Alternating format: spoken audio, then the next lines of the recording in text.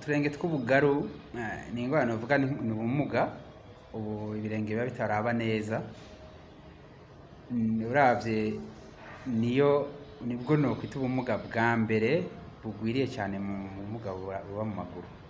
Mu bantu mubona bagendana ubumuga hejuru y'igice ubumuga baba bafise n'ibirenge by'ubugaru. Rero nk'ishirahamwe urumva rifasha abantu bafise ubumuga muri rusange. Mu kirundi cy'umugani ngo muri nyamyoma haboneka ngo mu mpyisi zose haboneka nyamyoma. Urumva rero ntitwari kugira ikiganiro ku yindi ndwara dusimvye iyiruta zose ubwinshi. Twaherereye ku bugaru kubera ko ari yo ndwara iboneka cyane kurusha izindi, ariko hejuru y'ivyo ishirahamwe urazi rikora ibintu byinshi.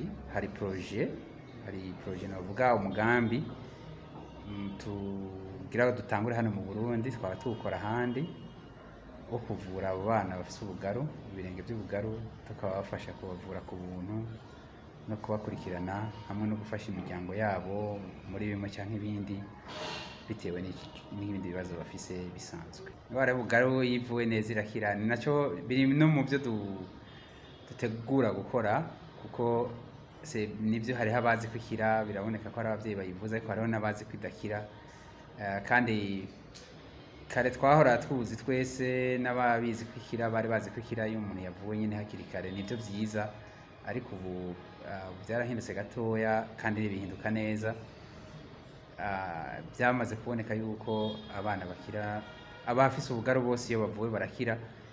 Igitandukanye nuko uvuwe hakiri kare akira n'ingoga, uvuwe atevye nawe akira atevye. Muri rusange ni indwara isaba kuvurwa igihe kirekire.